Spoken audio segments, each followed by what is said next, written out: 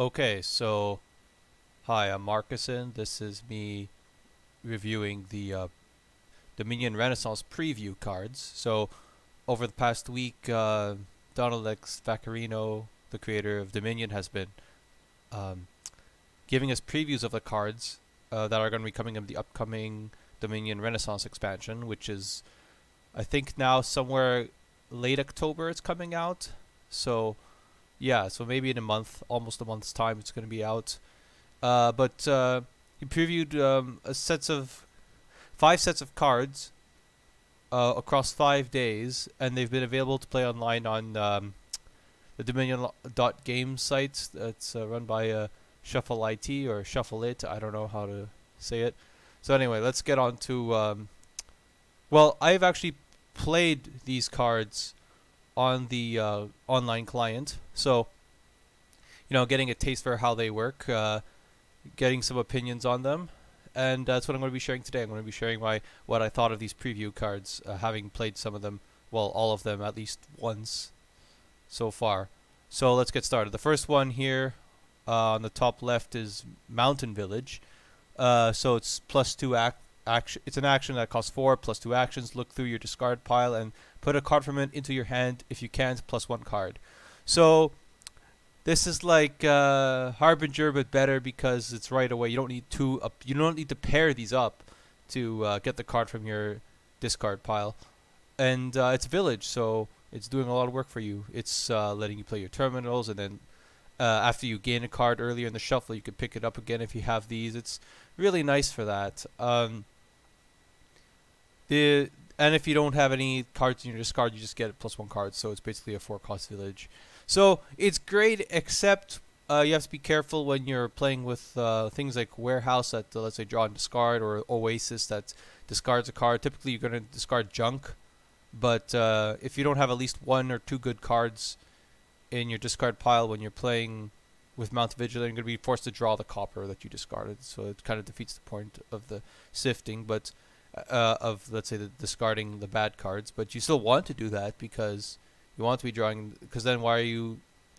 Then you're just playing, let's say, +1 card. You're just drawing through your deck as if it was like a Pearl Diver or something. If you're not discarding bad cards, so you have to be a bit careful. But at the end of the day, it's a Village, and it's kind of nice, kind of like it. Priest. So that's the next card. It costs 4. It's an action. +2 coin. Trash a card from your hand for the rest of this turn. When you trash a card, +2 coin. So every time after this takes effect, after you've played the card, and all the plus effects resolve. So after, well, there's going to be a card that comes up later, but also, let's say you trash a card, you discard a market square, you gain a gold, you trash the gold watchtower. You're not getting the +2 there, but you're getting the +2 in any other situation after you've played this card, and it stacks. So if you have 2 priests out, every time you trash a card, it's going to be with +4. This is just really nice. I mean, usually it's not too bad to open with it. I mean, usually it's a good idea to open with it, but you're never too far off opening with it because you could trash estates and you're getting +2. So you're kind of doing early game thinning, and then later on you could get some crazy payload. There are a lot of crazy things you could do with this. I was always concerned about the tracking, about how do you track the +2 coin in a real life game, how many cards you track. But I guess typically you can set aside a pile aside where every card you trash, you just set it aside somewhere before putting it into the trash pile, so you can kind of count. I don't know, but anyway, it's a really nice card. Always at least it synergizes with itself. So if you have some villages, you can play more than one, and it synergizes with anything that's trashing for benefit or replacing or like upgrade. You upgrade or you. Yeah, there's a lot you can do with this, or you Stone Mace. There's so many cards that help with this. The only thing is that it doesn't have plus buy, so eventually runs out of fuel on its own. Like if you compare it to Forager, that maybe is getting +3 towards the end of the game, and it needs fuel to trash, but it gives you a plus buy, so you could always just buy a copper if your deck is thin enough. With the Priest, you can't do that, so eventually it maybe becomes a dead card because the trashing is forced. But you could always trash a Priest to another Priest, so they deal with themselves very nicely. It's all around nice card. The next card is Seer. Yeah, so all these actually I should mention these cards were all previewed on the first day on the Monday on the last Monday. Uh, I'm not exactly sure. Sometime in September, I think because it was the 24th of September. Yeah. So these are the preview to the first day, and the theme with these cards is simple. You know, trying to if make cards that don't have interactions with the rest of the mechanics of the set. These are just standalone cards, and they're not trying to be too complicated. So here we have Seer, is 5 cost action plus 1 card plus 1 action. Reveal the top 3 cards of your deck. Put the ones costing from 2 to 4 into your hand. Put the rest back in any order. And this is pretty nuts. Really, there's so many cards that cost from 2 to 4. Usually all of the things that support your deck, like the villages and the estates that you couldn't trash, and all that stuff. It doesn't draw itself, but it draws so many other cards.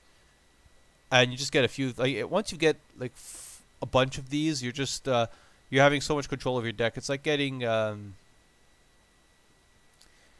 you think of a Wandering Minstrel from the Dark Ages expansion, which was a 4-cost village like that discarded the non-actions from the top of your deck, and then let you rearrange the actions in any order. This will often put those actions in your hand, and it'll still let you reorder stuff. It can't discard the this time it can't discard the coppers, but either if you have some other way to get rid of the coppers or to pass by them, or if you actually want to draw your treasure, this doesn't discard them, so you could have control over that. So it gives you so much control over your deck. It's good for maybe things like Wishing Well, when you need to know what the second top card of your deck is, and which is great if you also, because it also picks up these cards. It picks up cards like Wishing Well and Hamlet, and you just get a bunch of these. You're really set. And then if you have cost reduction, the Seers start drawing themselves. So yeah, all around, I'm really impressed at what the Seer can do. Really solid card. The Scholar is the next one. It's a 5-cost action that's just discard your hand plus 7 cards. When I first saw this, I was thinking, well, it's a smithy, but you have less. If you don't playing it with a village, you have less control of what it's going to draw. So maybe if you have, let's say you had good cards in your hand, you get rid of them, and then you maybe draw bad cards. But I mean, on the whole, drawing 7 cards is going to be really good because you're getting to the bottom of your deck faster. You're seeing this card more often. And maybe if you got stuck with junk in your hand, you can start discarding it and get +7. So it's a lot like, if you compare it to library, the library gets rid of the things you don't want from the cards it's drawing, but this gets rid of the junk that is already in your hand, and which could already be several. So in a money deck where that's just like playing 1 action per turn and you just need to draw stuff, it's good with. I mean, it's fine with treasures. I mean, it's still, you're starting with a bigger hand size, basically. And with the 7 cards, maybe you're going to see the Scholar more often. In a deck with villages, it could be really nice because it's you discard a bunch of cards and then you draw back up to 7, or you're drawing a bunch, you play a bunch of stuff, and then you're left with whatever provinces or other green cards that you couldn't, or your treasures that you couldn't quite get rid of, and then you play this, you draw some more cards. So it's like, stables where you discard a copper to get 3 cards, and hopefully those 3 cards are better than copper. Well, this is like that for your entire hand. It's basically turning every card in your hand into a well, I'd say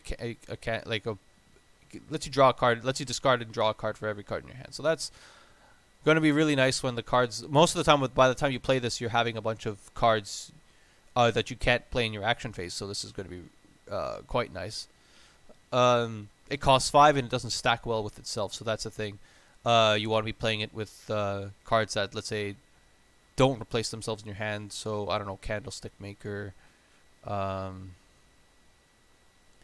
Most of those, I don't know, Militia, assuming you have actions. Or just a lot of Candlestick Makers, I don't know.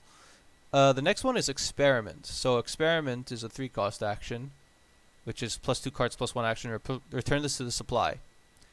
So it's like a one-time laboratory from the base set. When you gain this, gain another experiment that doesn't come with another. So you basically gain these in pairs, and it's gained these. So if you get them from a workshop or anything else like that, you're still gonna get the second copy. This is comparable to a card-shaped thing. Well, an event from the Dominion Adventures called Expedition, which was you bought it, and then your next turn you started with 2 cards at the start of your hand. The thing with the Expedition is that you started. It's as if you play the 2 experiments at the beginning of your turn, and this is the experiments are somewhere in your deck. You might not draw them right away, but this is an action, and actions have nice synergies with other things. There's actually going to be a card later where we might talk about this a bit more, but it being an action means that you don't necessarily, let's say if you already have a lot of draw in your deck, maybe you don't play it right away. Maybe you bought this on a spare 3 and you hold on to the experiments if you don't need to draw right away.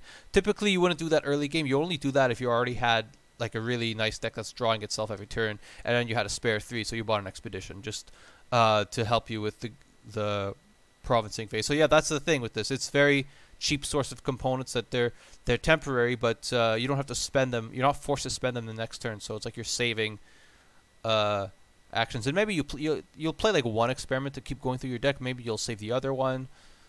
Things like that. Also, if you have 15 and 5 buys, you just buy 5 of these and you empty the pile. So it's also easy to pile. It's a solid card, I think, but it's situational because basically, if you waste your buy on experiments and you don't do anything of note with it, then maybe you still get your like 5 cost card that you were looking for, but that's like 1 less silver you would have had with it. So, like maybe this makes it more. Has some benefits, but there's still a cost associated with not getting anything else except experiments. So you don't want to like maybe buy too many of these. So on to the next cards, which are so this is the one that was revealed on Tuesday, the day after the simple cards. These are the theme with these is villagers. So villagers are tokens you can save that you can play at any time, and when you play a villager, when you expend one of the tokens, you get +1 action. So you could expend them, I think, even in the buy phase. Maybe not in the buy phase, but you could expend them in anywhere in the action phase.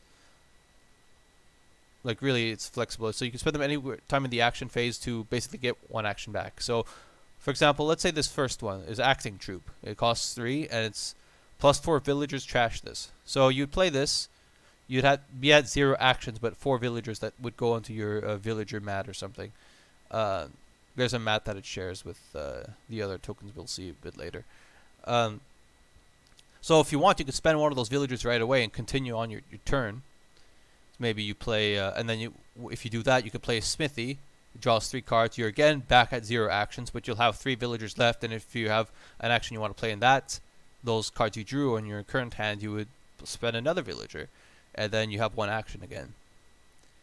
So that works like that. So basically, you're saving actions.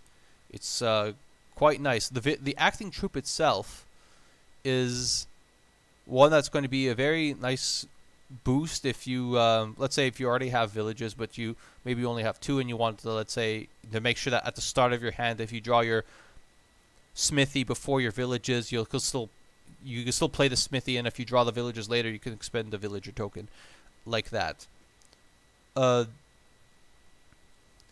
it's very good as a way to help consistency.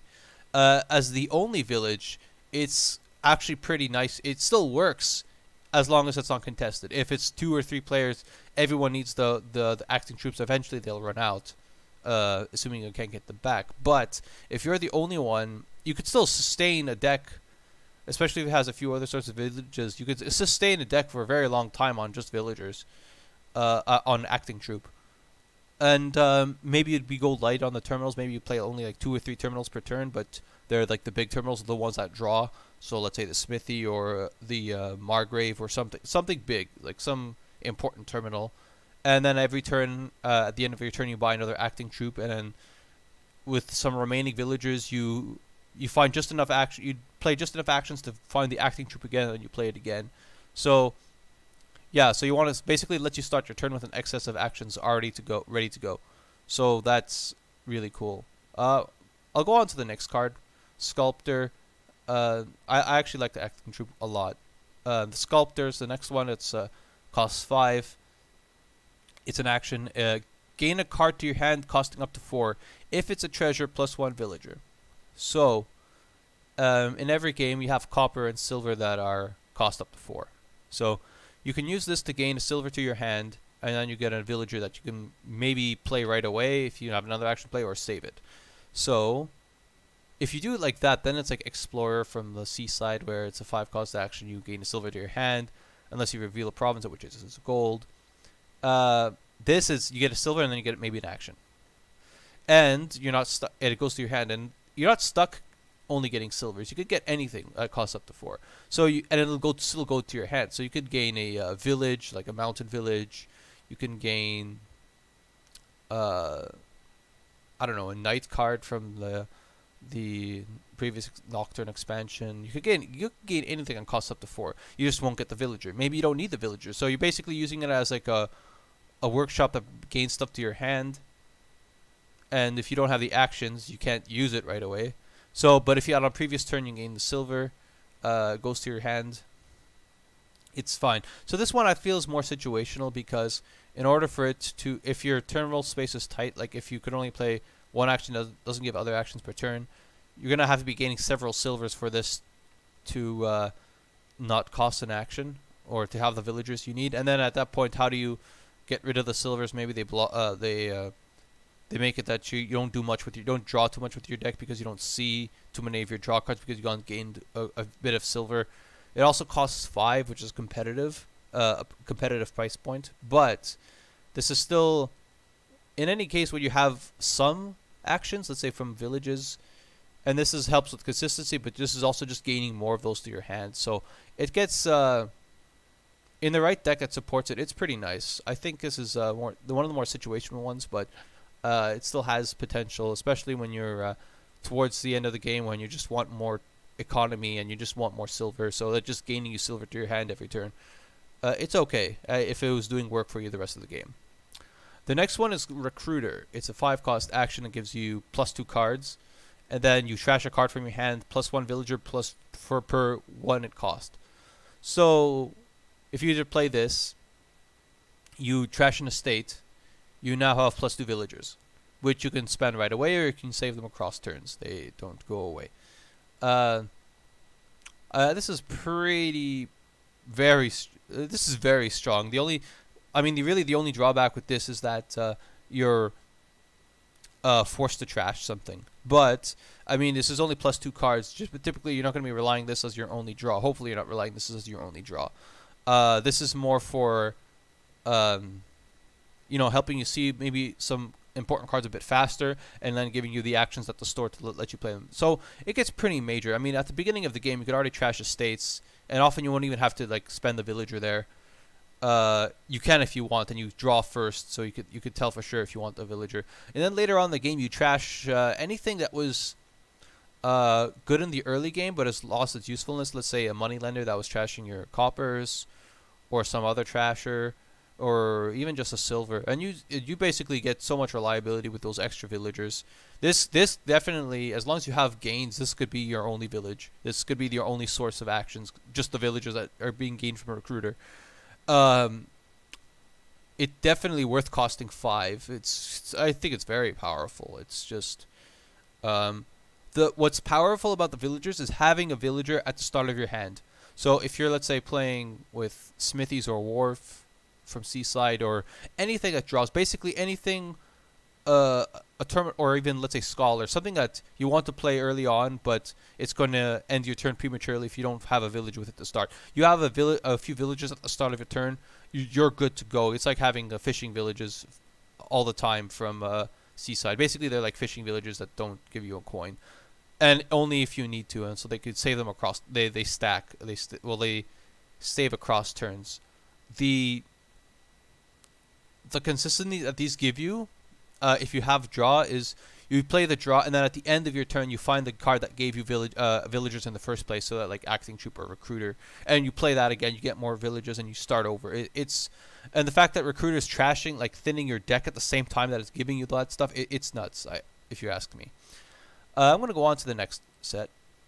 These are the cards that give well, tokens that go to the coffers mat. We call them. We're gonna just call them coffers from now on.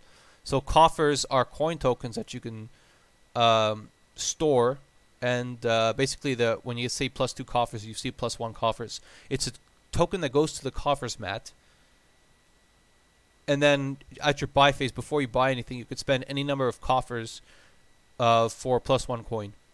So basically, you're saving coin across turns. We've seen this before in guilds. The guilds expansion. Actually, the guilds expansion has been reprinted to now say +1 coffers every time you would normally take a coin token. So these are the coin. If you remember the coin tokens, these are the coin tokens. The coffers are the coin tokens. They've come back from guilds. They're just called coffers now. Deal with that. Think of that as you will.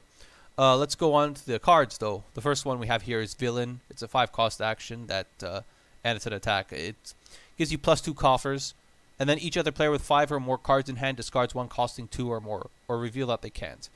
So this one is kind of it's the attack is situational, because the attack you have to think, is it a game where they've gotten rid of their estates and they only have coppers and good cards in their hand, or is it a deck that isn't looking to get provinces and is trying to get other things? And occasionally, basically, this card is like occasionally, it's going to be really impactful. Like there's because it's going to hit something that's not a copper or an estate, and if that happens, it's really impactful. It doesn't stack, so it's only, well, it can stack, but they have to have a hand of 5 or more cards in hand for that to work.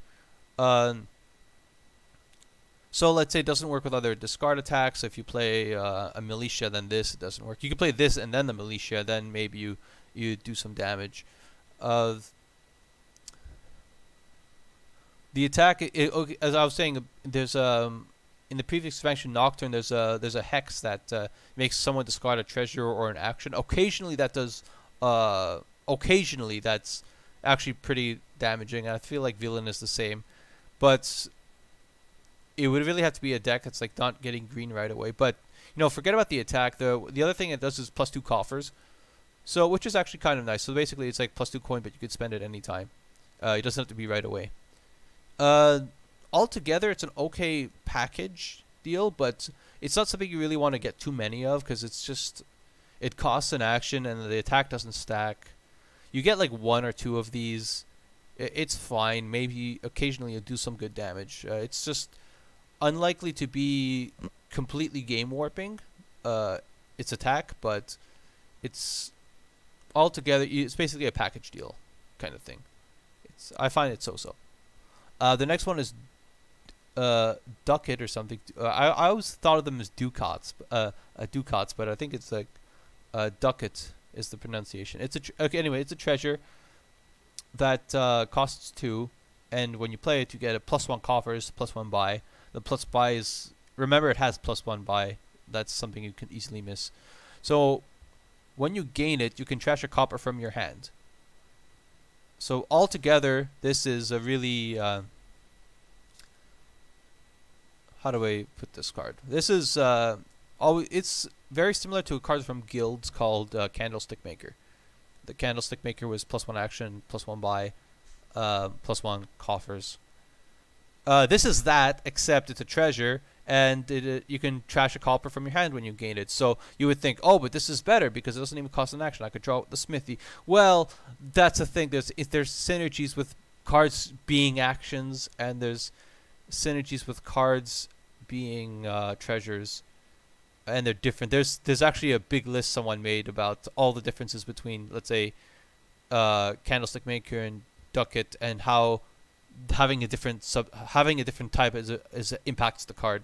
So let's not get into that now. Maybe you could find that online somewhere. This card itself is kind of nice. I like that you can basically pay 3 by holding a copper back and then paying this for 2, and then you trash a copper. But you're still not thinning your deck. You're just making not. Basically, you're getting buy. So basically, when you do that, you're getting a market square.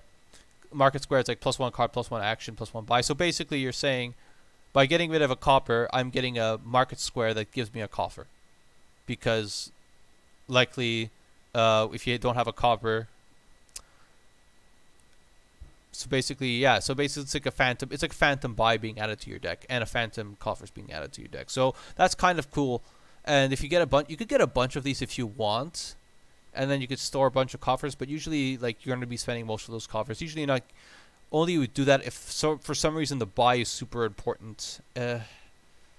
And what if it's a gardens game? Like why would you even trash the coppers? So you're just gonna buy this just for the buy and not trash coppers. It's still a very nice card because plus buy is useful. It is, and you could draw this with a Smithy Dead, and you get this when you need plus buy, typically, or if you have a spare 2 or spare 3 and a copper. I don't know. It's okay. The next one is Silk Merchant. It's a 4-cost action. It's plus 2 cards, plus 1 buy. When you gain or trash this, plus 1 coffers and plus 1 villager. So villager is what we just saw earlier. This card is really cool. I mean, you can open with it. Let's say you get Silk Merchant Silver, and then you have a coffer, so that next turn, like next shuffle, like from turn 3 onward, between turn 3 and turn 4, you're guaranteed to be able to hit, purchase a 5-cost card. And at the same time, you have a villager to boot. And if you do draw the Silk Merchant, let's say you you open a Silk Merchant and some 3-cost action that also gives you coins, like I don't know, Gladiator from, or I don't know. There's a bunch of 3-cost cards that would give money. Let's say this Fortune Teller from Cornucopia. So anyway, you could get that. You could buy this, and then if you draw it with the other card, you could spend the villager right away, and then play the other card, and still have a nice turn.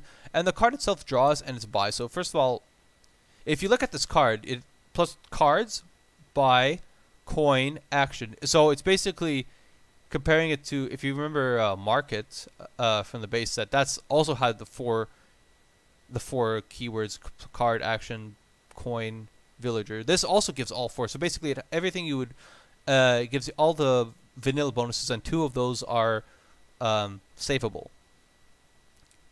So this is actually, and obviously the villager helps with itself. So if you draw the Silk Merchant the first time you play the Silk Merchant, if you want, you could turn it, spend the villager and turn it into like a laboratory once. But if you don't draw with anything else, or you already have villagers, you don't need to spend it. So it's kind of nice. Also, remember what I said about villagers being really good at the start of your turn. So what happens is, at the end of your turn, if you have a bunch of draw, you could buy one of these Silk Merchants and make it so that the next turn, if you didn't draw your big draw card, let's say your Smithy or better with the village, you will be able to play that, play the villager, and then keep going on with your turn. And if you want to do that at the next turn, you could either buy another Silk Merchant or trash this Silk Merchant, and then you'll get even more coffers too. So you could have a kind of a cycle like that. Like every turn, you either buy a Silk Merchant or you trash a Silk Merchant to get an extra action. Or you just get a bunch of villages, and then you start using these Silk Merchants for plus card and plus buy, and then maybe occasionally spend a villager. I like this card a lot. I think it's really it gives you a lot of flexibility. Like the coffers that you get with it too on buy lets you hit some very expensive price points pretty early on, and the plus 2 cards early on is not going to conflict with you too much, especially not with the villagers. So it's really good at hitting early price points, and then the card is not completely dead later on. And if it is completely dead, you trash it, and then you still get stuff. Awesome card. Next, we have the artifacts. So the day after telling about the coffers, they talk about the cards that have artifacts with them. There's 5 of these in total, so they're only previewed 3. 2 of them are on the screen. The next one is on the next screen. I'll talk about it after this. So the first one is Flag Bearer. So the way the artifacts work is it's something you just have. It's something when you gain it, you have it until someone else takes it from you. So every game has one artifact, and people are competing over it. So it's similar to in Nocturne, the Lost in the Woods that you got from Fool. So Flag Bearer is a 4-cost action. It's plus 2 coin. When you gain or trash this, take the flag. And the flag is when drawing your hand plus 1 card. So that's like in Adventures, the hireling that made you start with plus 1 card every turn. Starting with plus 1 card every turn is pretty major. It's early game, it's an extra coin. Late game, it's an extra action that might help you kick off your turn. It's a really good effect to have. It's just that the flag bearer I mean, if you think of the +1 card, and it just draws you the flag bearer. Well, if you have the actions to play the flag bearer, great. If you don't, it's just it was pointless. And so if you're buying, let's say, 5 flag bearers to kind of take them away from your opponent, you're going to be stuck with 5 flag bearers that you can't play, and that +1 card, unless it was +5 cards, it wouldn't have been worth it. So it's really, this is a really weird card if you don't have a way to trash it. So what happens is, let's say you're first player, you buy the flag bearer, the second player also gets a flag bearer, and now the second player has the flag bearer, and you both have a flag bearer, but the second player has the flag.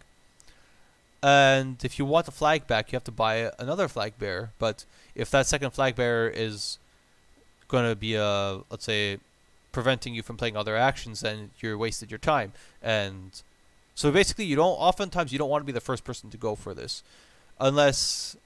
But on the other hand, the turn you get this, you draw. Let's say you buy this, and your turn ends, and then you draw your new hand, and you already have the 6 cards. Basically, the turn you get this, you get the benefit right away of the +1 card, regardless of what your opponent has done. Then your opponent has to spend another turn, that turn, to get the flag back if they want to get the +1 card. But then, again, for the other player too, the other players too, the turn they get the flag bearer, they get the +1 card, and the turn they trash this, they get the +1 card. So the fact that it works instantly, like that, is kind of helps the card. It's an interesting push and pull. I think if you have a nice way to gain and then trash this, this is a cool card to have. The +1 card is a big deal. That's why we're talking. There's a lot of discussion about this card, because being the first person to get the flag bearer sucks, but having it is if you can somehow sneak it in, it's such a good effect to have. The +1 card is worth talking about. It's not like something you just ignore. You want to have this +1 card, but you don't want to have too many flag bearers. So you have to keep that in mind. So this is one that, again, I don't have the most experience with it, but you have to really think about it, and it changes the way the opening works too. It changes a lot of things. And it changes what price points you're going to be hitting early on. And, early on, the +2 coin is not so bad. Like, you're maybe not going to have another action. So you compete with this you complete with the flag bearer early. So yeah, hopefully have fun with that. The next one is Swashbuckler. This fancy pirate here. I don't know, right? I don't know if the people were not liking the anachronism, or if there is any anachronism. I don't know, but it's fine. It's just that the blue sky card that maybe should have been in Seaside. But anyway, this card is a 5-cost action. It's +3 cards. If your discard pile has any cards in it, so if it's just 1 card, what follows from this condition is everything below it. So everything after the colon, that only applies if you have 1 card in the discard pile. If you have nothing, none of that stuff on the bottom happens. So if you do have a card in the discard, you get +1 coffers. Then, if you have at least 4 coffer tokens, take the treasure chest. Okay, they're actually literally calling them coffers tokens. So the treasure chest is the thing next to it. Is at the start of your buy phase, you gain gold. So if the Swashbuckler activates, you take the treasure chest. You don't get the gold right away, but you get it that turn. It'll be ready for your next turn. So this is kind of a way, if you really want to boost your economy without having to spend a purchase, a buy on it, then if you don't want to buy gold and you just still want it, then you have Swashbuckler for that. The Swashbuckler it's +3 cards, so basically even if you can never activate this effect, even if you can never get any cards in the discard pile, and maybe even if you don't want the gold necessarily, you could still play this for +3 cards. Basically a 5-cost smithy, and those tend to be good. And it's a 5-cost smithy that maybe gives you a coffers token occasionally, or if you have control over what you can discard. If let's say you have an oasis, or you have a warehouse, you can put stuff in the discard pile and then draw with this, and then you get a coffers, and then you could spend those coffers on the same turn. And you could also, if you don't want to have if you don't want to take the treasure chest, you can just spend the excess coffers. But that's the thing. If you're playing if you can reliably play 4 swashbucklers a turn, and you're concerned about going from 0 to 4 coffers tokens, and then you're worried about gaining the gold, being forced to gain the gold because of that, you shouldn't be worried about gaining the gold because of that. I mean, if you're drawing that much, probably you want those golds, because then you're just be able to do more with your economy. The problem here is that the golds aren't going to be too useful in such a deck unless you have plus buy. So the Swashbuckler is good just for the +3 cards. For the treasure chest to be good, you have to have a deck that's drawing most of itself, like a reliable deck, and you need plus buy. So there's more stars have to align to get the treasure chest to be good. But when it is good, it's good. It's a nice bonus. Like, so basically, a Swashbuckler, and the Swashbuckler just getting +1 coffers occasionally. It's a very nice effect.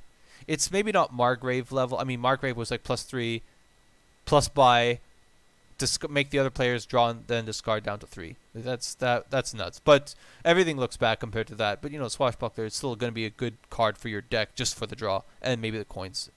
And if you're drawing really well, then you could consider the treasure chest. So this is the third card that is an artifact. The artifact here is the key, so it goes along with the treasure. The treasure is a 5-cost action.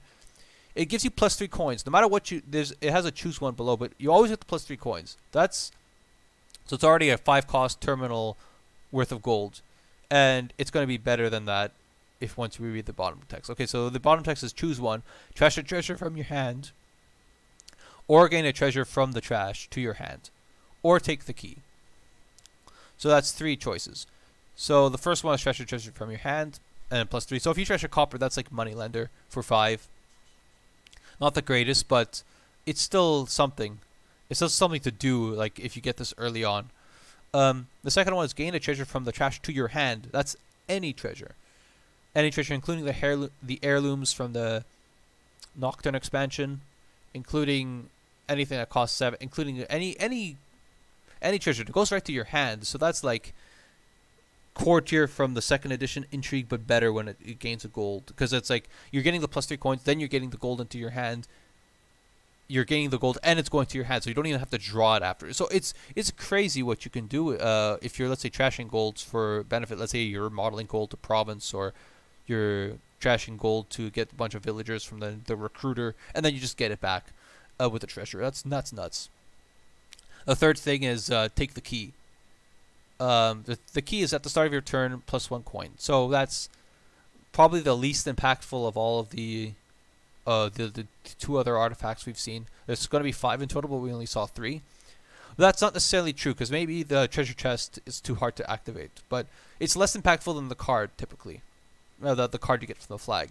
But it's something to. This basically is something to do in the middle of the game if you have no cards to trash in your hand and you don't want to gain one of those coppers from the trash because there's only copper. You get this, and you could always choose to get the key even if you already have it. So basically, there's no additional dimes. You're never forced to trash a treasure, and you're never forced to gain one from the trash. You could always just take the key each time, and then even if you already have the key. So that makes it a pretty safe card. So it's never hurting you in the deck beyond just being a card that requires an action that maybe you can't play. But the things that you could do with this get kind of nuts. I mean, you could start getting the Horn of Plenties back from the trash after you've get rid of them to get green cards. You could start let's say trashing the treasures in the middle of the turn and then getting them back. You could, I mean, especially nice with Priest there, the Priest that forces you to trash something. You trash something, and then maybe you get them back with Treasurer. In +3 coins, it's a lot of economy.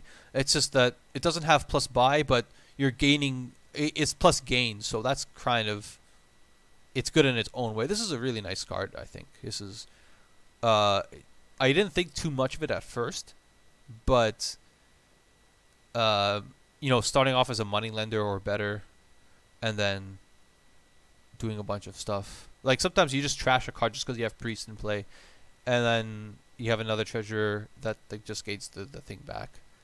It's also very nice that you can trash treasures that you don't want. Let's say the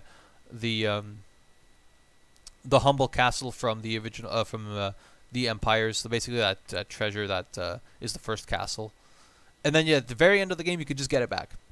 And you can do that. It's true for like a lot of things, and or even let's say there's fairgrounds or something, and you want at the very end of the game you get your cursed gold back.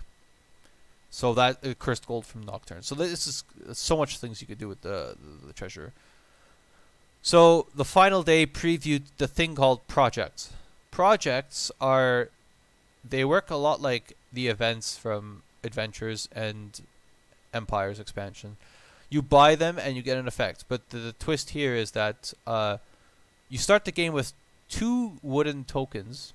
Basically, they're color coded, so every player will get 2 unique wooden cubes. They're actually cubes. So let's say one player will get 2 red cubes, one player will get 2 blue cubes. And what you do with these cubes is that you buy one of these projects, and then you put your cube on it to signify that you have that effect. And I think you can only buy each project once, and you can only buy 2 projects throughout the entire game. But typically, between events, landmarks, and projects, you're only gonna get 2 among those. You could actually play without however many of those you want. You can play with any number of projects and events and landmarks if you want, but recommended is like 2 max. But you're not bounded by that at all. Not even online, you can change things like the settings like that. So, basically, these are persistent. These are like permanent effects, and I like that these are all like simple. Like you just buy the way that they work is simple. You buy it once, and then you just have that effect forever. It's none of this. You have 5 levels. You have to buy it 5 times, and each time it levels up, or you have to do some special condition, and then you gain the ability. Like I don't know, a lot of modern games seem to have that, but this one doesn't. This is just you buy once, you get the effect.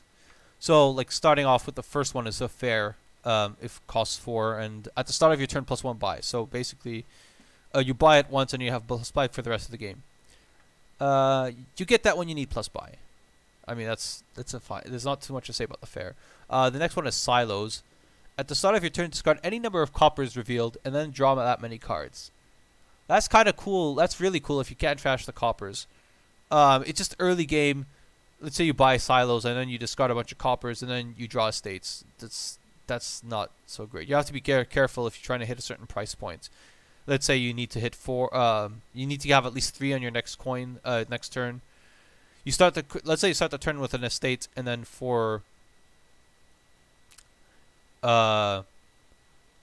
start an estate with an estate, and then 4 coppers, and then you need to hit 4 on the next turn, or at least 3. If you discard those 4 estates, if you start as 4 coppers, you might get like 2 estates and then 2 coppers back, and then you can't even buy the 3 costs. So you have to be careful in the early game. But later on in the game, if you still have some strangling coppers, it's just a free cycle, and you only have to buy it once, and it costs 4. It's like a seller. It's like a free seller that doesn't even cost you. Doesn't even reduce your hand size. It's a really nice card, but just. It's relevant when if there's already copper trashing, then you could forget about the silos. You could get the silo early on, but then after a few turns, it's not gonna mean much. But for one purchase of 4, it's kind of still cool in that case. So it's kind of situational, but often it's gonna be if you don't really need another 4 cost, you can kind of get it, and it'll help you find your good cards faster. So it's still nice.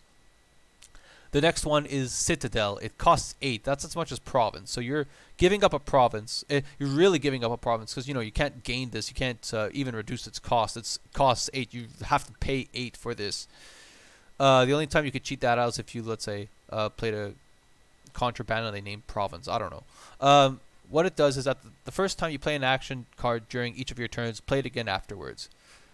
There was actually an adventures from one of the campaign missions from the old Dominion Online client that had the GoCo client that had this effect in one of the campaigns, or was it after they went to making fun? I don't know. Anyway, this effect is really good. Honest, like it doesn't get you too much if none of your cards give you actions, and then you're playing you're just gonna play like a smithy, and you play a smithy twice, which is still good, but the problem is you paid 8 for that, so you could have just gotten a province, and you probably have to get a province in that kind of game. So it's not relevant to those games, but in other games where normally you only have cards to give +1 action. First of all, if you play a Citadel, it plays it twice, so that's like you played Throne Room on a card. That means you have +2 actions now. So let's say you start the turn, you play a market, and you now have 2 actions, and you can play 2 terminals instead of 1. Maybe that's a big deal. Often that's a big deal.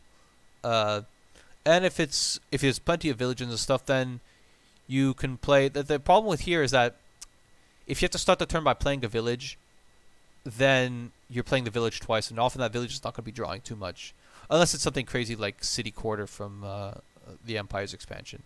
But even so, it's still it's like an extra action. But the thing is, the Citadel is really good with the villagers tokens that we saw earlier. So that means if you have villagers tokens, then when you get the Citadel and you play your Smithy, you play it twice, and then you could spend a villager and do that. So I think it has very good self synergy with its own set, the Citadel, with the villagers tokens. That's when it gets really crazy. Also, if if you're having some duration draw, and then you play another duration draw card, let's say a caravan or a wharf, then you're gonna get that effect twice the next turn too, and then you see, you see the card that you want to double up twice. Like, it's not as flexible because the first action has to be the one that's played twice, but still, it could be in the right situation. It could be really major. The next one is Star Chart. It's a 3-cost project. When you shuffle, you may pick one of the cards to go on top. The way that works is every time you shuffle, you look at you actually get to look at the cards you're about to shuffle. You take one of them out, you shuffle the rest, and then you put that one on top. Basically, you put the chosen card on top. I haven't played too much with this, but from what I have played and from what I've heard, this is actually really good. For, let's say, a draw, if you're playing, let's say, a Smithy deck, let's say you're playing a card that draws a lot like Smithy or the Envoy promo or something like that. Basically, every time you shuffle, you could guarantee that you have like a start the turn with the Smithy. That's the first thing you can do. Just you're guaranteeing that every time you shuffle, you get a very important terminal at the top of your shuffle, and if it's a draw card, then you're gonna see it again next turn, very likely, because the start chart you draw 4, and then let's say you're cleaning up and you have 4 cards left in your discard.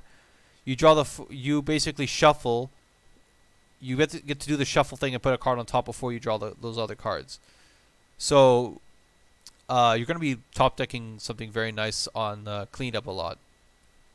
That's already pretty nice. But then in the decks that need reliability, let's say the decks that are drawing themselves every turn, they have villages, they have draw, they have other stuff. The start chart, it lets you put your most powerful card on top every time. So if you draw your entire deck, you do whatever, then you draw a new hand. You choose which card it's going to go on top. Maybe it's you're going to put your first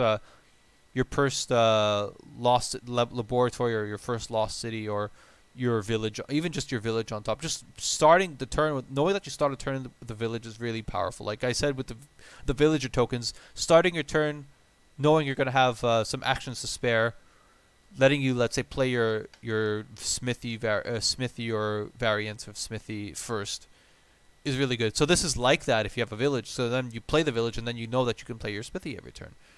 And there's even crazier cards you can top deck. Again, the City Quarter from Empires is another one. Yeah, this is just, and it's you buy it once for 3. Like, how often could you not afford that? You could buy, like, there's so many opportunities that you get the star chart, and it's just gonna make your deck all the more reliable. It's good for a lot of things, and then just seeing the same card over and over again. So basically, in a variety of decks, you're gonna want star chart, and it's pretty cheap. And the only thing it costs is a silver you could have had, or better, at 3, but still, really nice card. The next one is Sewer. I should stop calling these cards because they're projects, and they're not technically cards. Well, they're physically cards, but from the game logic, they're not cards. I don't know. So anyway, 3 costs, Sewers. When you trash a card other than with this, you may trash a card from your hand. So it basically doubles up on all your trashing. So not only is it doubling up on your trashing, it's letting you trash anything with the Sewers. So let's say you get a moneylender in the Sewers. So the moneylender could now trash a copper, and then the Sewers will let you trash an estate. So you're not playing the trasher twice. You're letting you trash anything. So that's already like super.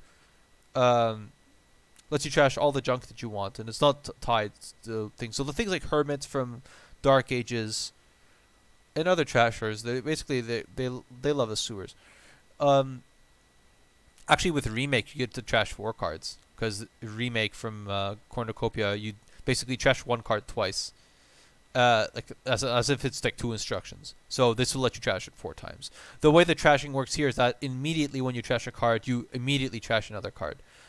This is what I was talking about with the priest, where when you trash something and something responds to that trashing, you don't get the while this is in, the next time you trash a card plus 2 coin. So let's say you play a priest and you bought the sewers. You'll trash a card, then you'll immediately trash another card, but you won't get another +2 off that trashed card.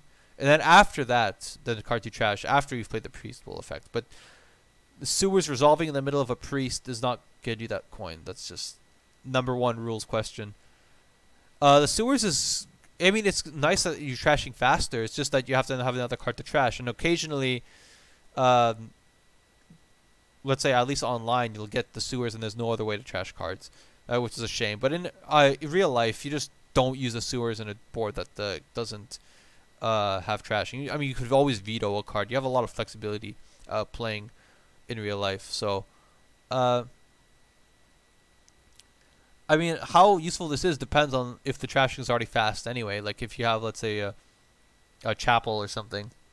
Or, yeah, so maybe you don't need this. But, you know, if you're, let's say you have a steward, let's trashes 2 cards at a time, and then you're not doing much on the turns you trash with steward anyway. You could get a sewers with the steward, and then you could trash like 3 cards, and then, well, having 1 card in hand and having 2 cards in hand after trashing is like not different, so might as well just get the sewers and trash faster like that. And it's more action efficient too than getting, let's say, two stewards and then cursing yourself when they cursing when they. I don't mean like giving out a curse. I mean you're just basically being upset when the 2 stewards collide. With the sewers never collide, and it doesn't add anything to your deck. So it's not even a trasher that like bloats your deck with an extra card. It's kind of cool. The last one is innovation. It costs 6. It's a project. The first time you gain an action card in each of your turns, you may set it aside if you do play it. So basically, this card, first of all, this card, yes, it lets you play action cards in your buy phase. You buy an action, you may set that action aside and then play it immediately. A lot of the time, several effects won't, you can't, if you're in the buy phase, you can't go back to the action phase. So if you play a card that gives you actions, it's not going to do anything. In addition, after you've purchased a card, you can't play any more treasures. So if you draw more treasures, you can't do anything. So there's limited with what happens if you play an action in the buy phase, but there's still a lot of things you can do in the action phase, in the buy phase with an action that's going to affect. Let's say anything that trashes or anything that remodels, anything that attacks. All these things will be activated the turn you buy them. So that's really cool. If let's say the one turn you missed seeing your attack card and you just get another attack. Or yeah, anything, or like it's also works for durations, I suppose. So basically, you could also buy duration, get that duration effect right away. That's cool too. Let's say you buy a wharf or something, and then you get the +2 cards right away, and the buy. So it's like anytime you buy something and it gives you buy, that you can use that buy right away. That you can use in your action phase, in the buy phase, the extra buys and the extra coins that you get too.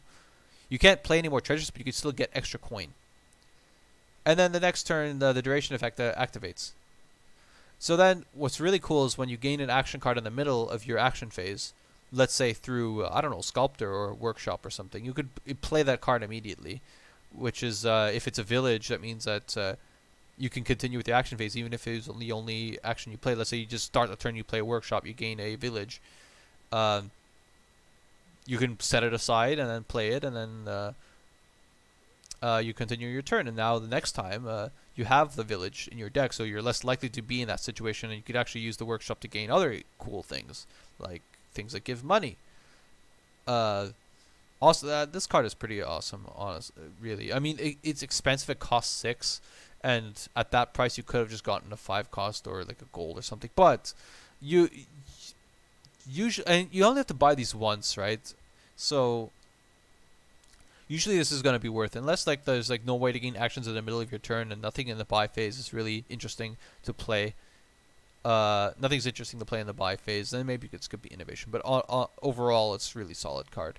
And I think there's supposed to be like 20 projects. I think there's like 20 projects. And these are 6 of them. So we saw a bunch of these already. So yeah, that's all the preview cards. I got to play with a bunch of these online, all of these online while they were being previewed. The previews ended, so now I'm doing my video retrospective. Yeah, so this was fun to do. Thank you so much for listening, and have a good day.